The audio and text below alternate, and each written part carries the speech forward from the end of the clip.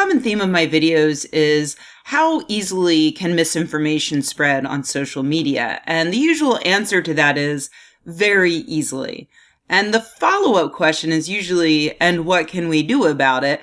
With the answer to that usually being something along the lines of, well, it's complicated, but also it doesn't really matter, because in order for anything to happen, the companies running the social networks need to stand up and do something about it.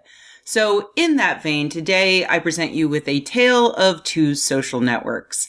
The worst of sites is, of course, Facebook.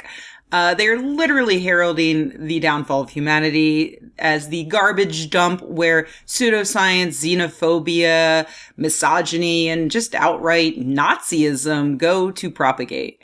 Mark Zuckerberg is constantly trying to reassure us that he's working on the problem, even while the problem keeps showing itself to be bigger and bigger, like an iceberg that is actually the hat worn by a Lovecraftian horror from the dark depths. Most recently, Zuckerberg had a public conversation in which he announced that Facebook is going to be using human fact checkers to try to stop the flow of misinformation. The problem being that they need a lot of them. So he's basically talking about crowdsourcing fact checking. The Guardian turned to former Snopes editor Brooke Binkowski, who, for the record, I think is great. She said, "You can't apply an open source model to fact checking in journalism. You have to have experts. You can't just have Joe Schmo who thinks that the New York Times is a liberal rag just because Trump says it's the enemy of the people." I love Binkowski and I hate Zuckerberg, but I do have to say that there is some evidence that sometimes crowdsourced fact checking can work. I've spoken before about studies that show in some cases humans are actually pretty good at telling fact from fiction, like in the aftermath of an earthquake when sharing critical information is really important on social networks. Of course, in other cases, other studies have found just the opposite, that humans just spread whatever information they have, whether it's true or not. It's tricky, and what it usually comes down to is the social network itself. How is it set up? How does it either subtly or obviously help people share what's true and discourage them from sharing misinformation? Take Wikipedia, for example. That's an organization that somehow manages to motivate unpaid volunteers who are not necessarily experts in all of the fields they're writing about, but it incentivizes them to be as accurate as possible. And on the other hand, we have Reddit. As a whole, Reddit is built perfectly to spread misinformation because misinformation is flashy and exciting and fun, while the truth usually isn't. And so whatever is flashy and exciting and fun on Reddit gets upvoted, and boring things just get lost forever. With no other moderation in place, Reddit is pure, unadulterated garbage. Take a look at the default subreddits. But in some subreddits, volunteer and often amateur admins make all the difference. Like with r/science, it's generally really good, and they use a heavy hand in deleting anything that isn't on topic or backed up with evidence. So no, you can't just say, let's crowdsource fact checking and have it magically work through the wisdom of crowds or some other pop sci bullshit that you read about in Reader's Digest.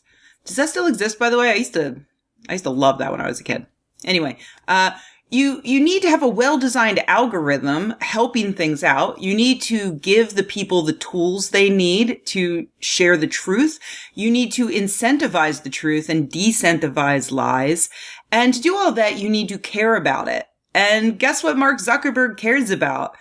Money. There's a reason Wikipedia has to beg for donations while Mark Zuckerberg is worth $61 billion. I mean, misinformation makes money. Fact-checking doesn't. On the other hand, we have Pinterest. If you don't have a girlfriend getting married soon, you probably forgot Pinterest exists, but I assure you that about 250 million people are currently using it. That's compared to about 1 billion people on Facebook, just so you can compare the two. And they just enacted a really good measure. Pinterest realized that the majority of posts on their site that reference vaccines were spreading dangerous misinformation about them, saying vaccines cause autism or other diseases, which they do not.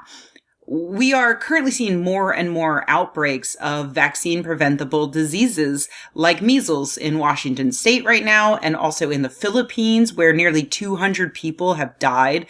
And it's extremely important that we not only educate people about the safety of vaccines, but also that we stop the spread of misinformation about them.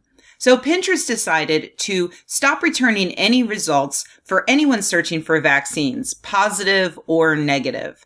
Why not positive results? Well, they probably have a hard time developing an algorithm that can distinguish between the two. It's an especially difficult task considering that Pinterest is image-based.